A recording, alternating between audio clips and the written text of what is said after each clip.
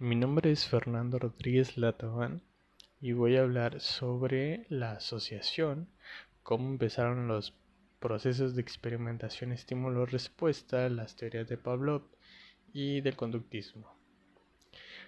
El concepto de asociación se define como una conexión estímulo-respuesta producida por la simple contigüidad entre ambos en un solo ensayo. Es decir, si una respuesta ocurre en una situación estimular determinada, el estímulo y la respuesta quedan asociados automáticamente.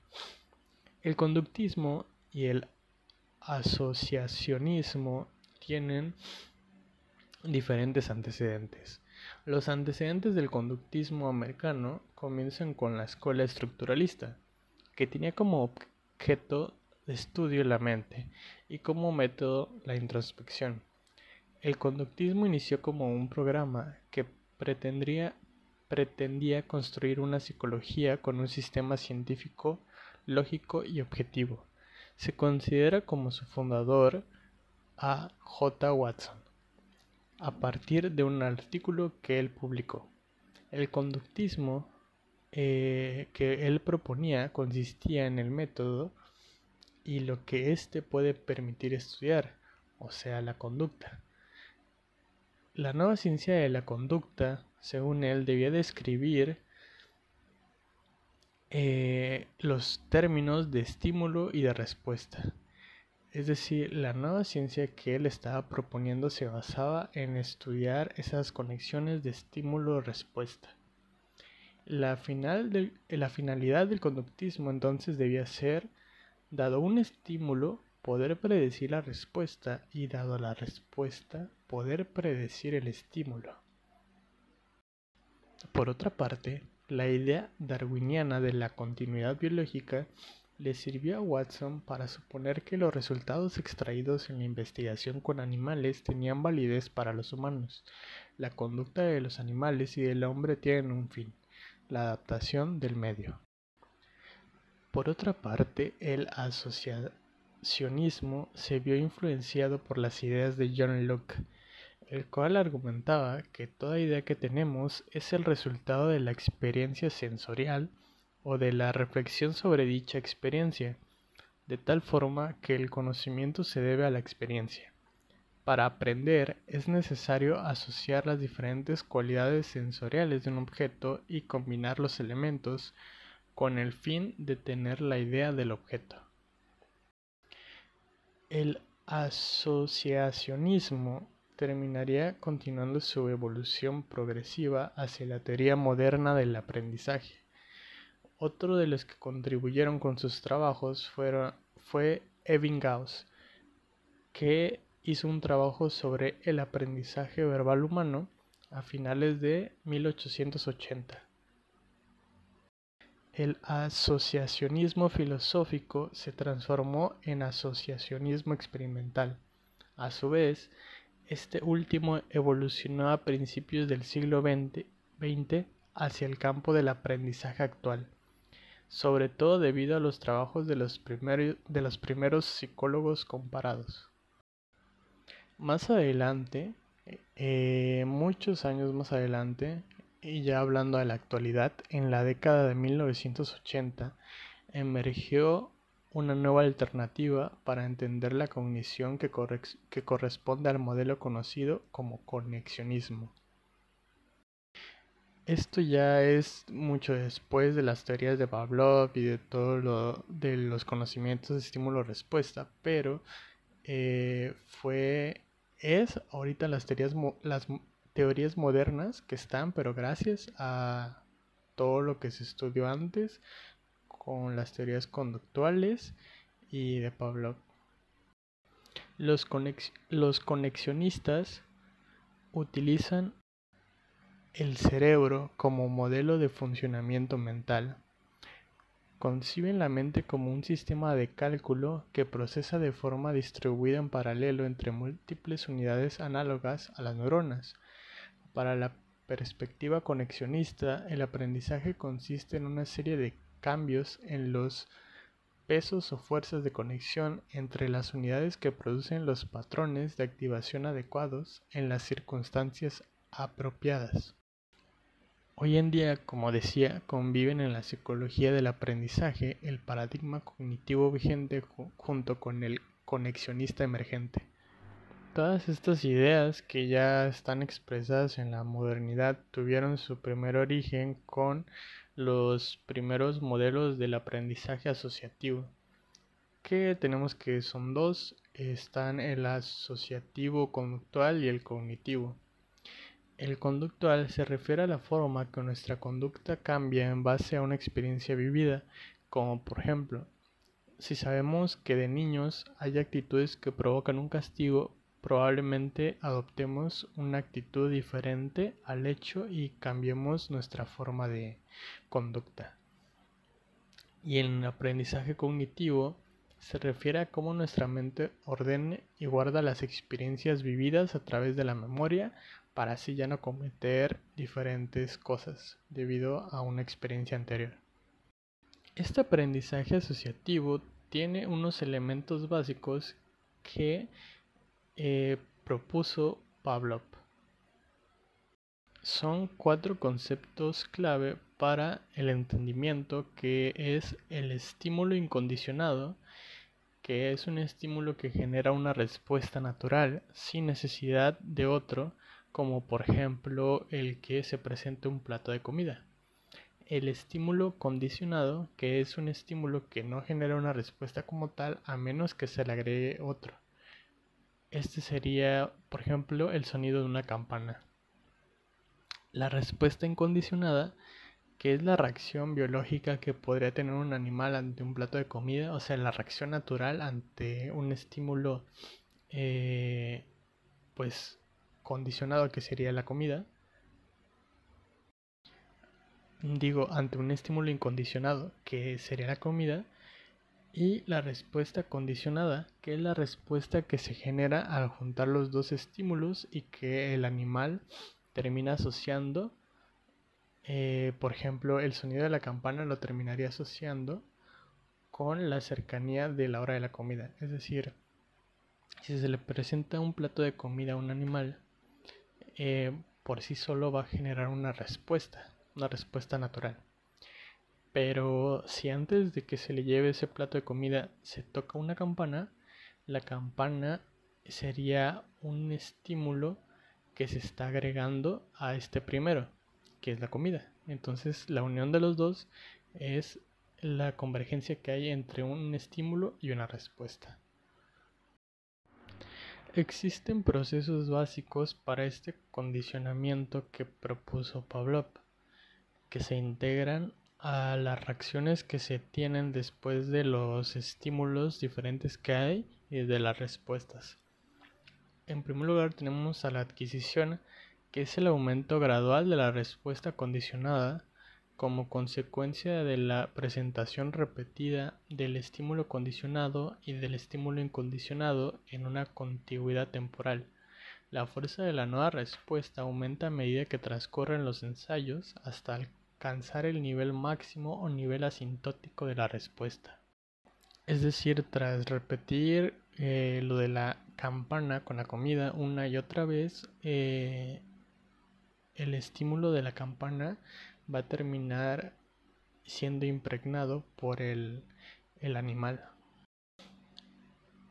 También está la extinción, que consiste en la presentación del estímulo condicionado en solitario de forma repetida sin el estímulo incondicionado, y fruto de este entrenamiento se produce un descenso progresivo de la fuerza de la respuesta condicionada hasta alcanzar el nivel asintótico de la misma.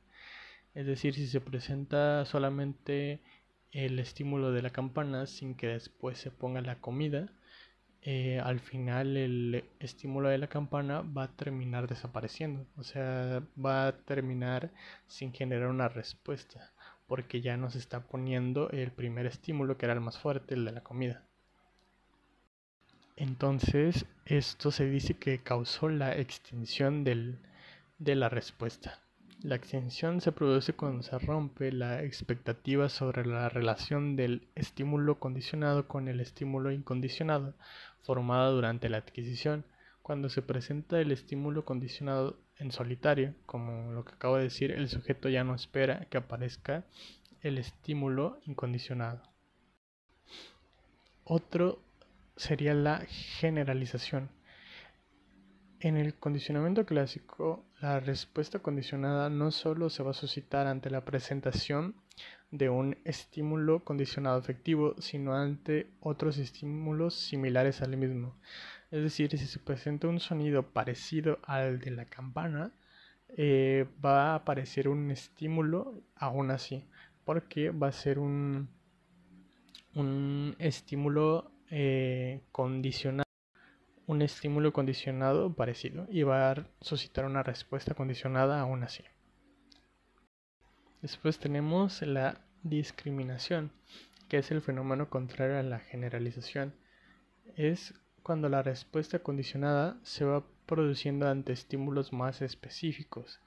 Es decir, el animal en experimentación va a aprender a distinguir entre el sonido verdadero de la campana si es que otro similar con otro similar no obtiene la comida.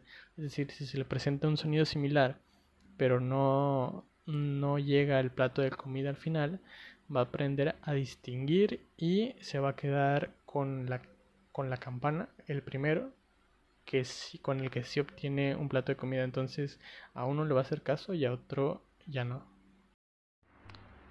También vamos a tener el condicionamiento de primer y segundo orden.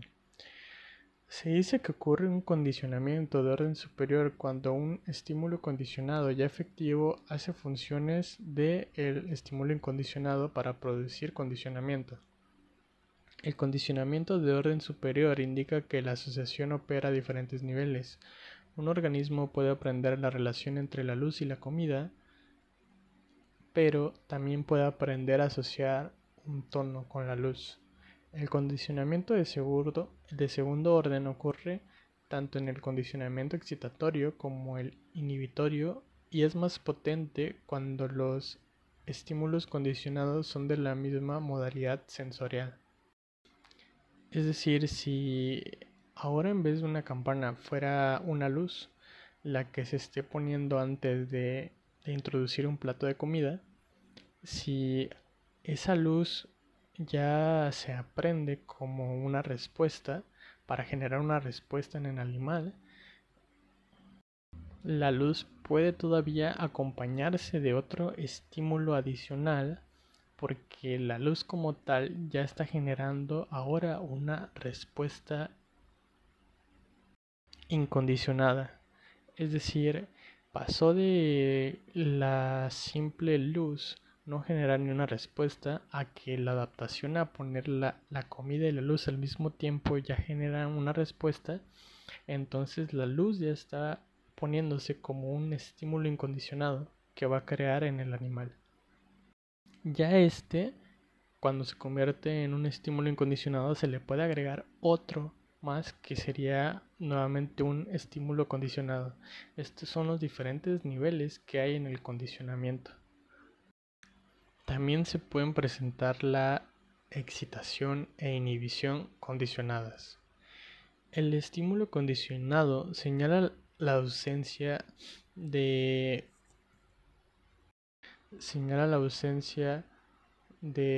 un estímulo incondicionado y se convierte en un estímulo inhibitorio, por lo que este suscita una respuesta inhibitoria.